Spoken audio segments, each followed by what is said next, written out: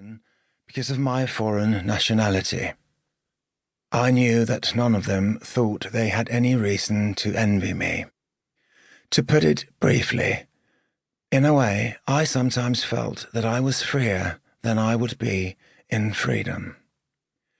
But alongside the calm, there also grew within me this strange labour with the past, and now I shall be unable to rest until I have written down my memories from a certain eventful period in my life.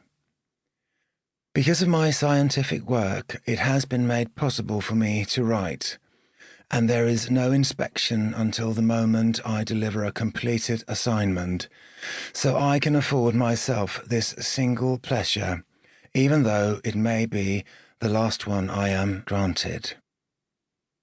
At the time my story begins, I was approaching my 40s.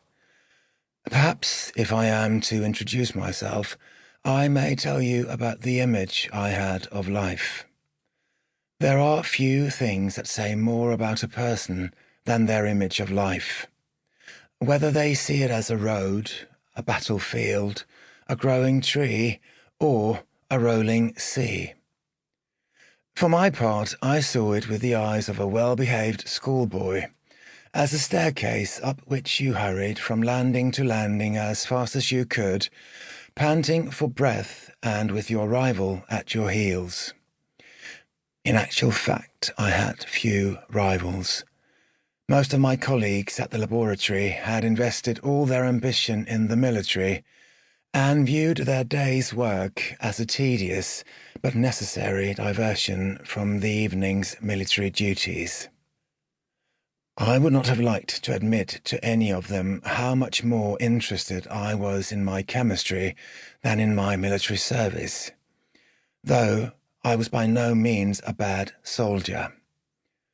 At any rate, I kept on climbing my staircase at full tilt. How many stairs had to be climbed was something I had never considered, let alone what wonderful things might be in the attic. Perhaps I hazily imagined the house of life as similar to one of our ordinary city buildings, where you climbed up out of the bowels of the earth and finally emerged on the roof terrace in the open air, in wind and daylight. What the wind and daylight would correspond to in my life's journey, I had no clear idea. But it was certain that each new landing on the staircase was marked by short official messages from higher up, about a successful exam, passed test, a transfer to a more important field of activity. I also had a whole series of such life-altering endings and beginnings behind me, yet not so many that a new one would lose its significance beside them.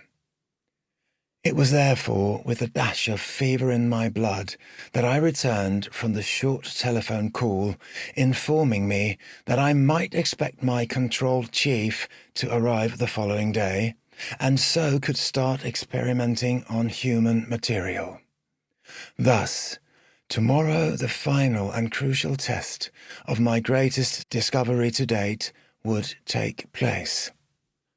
Such was my elation that during the 10 minutes that still remained of my working hours, I found it hard to make a start on anything new.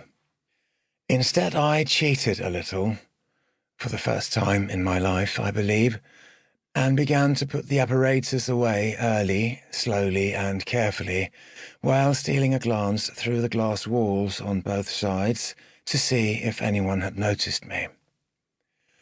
As soon as a bell rang to announce that work was over for the day, I hurried out through the long laboratory corridors, where I was one of the first in the stream.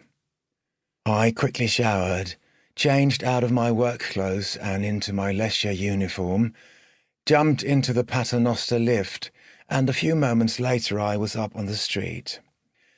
As our apartment had been allocated in the district where my work was, we had surface permits there, and I always enjoyed the chance to stretch my legs in the fresh air.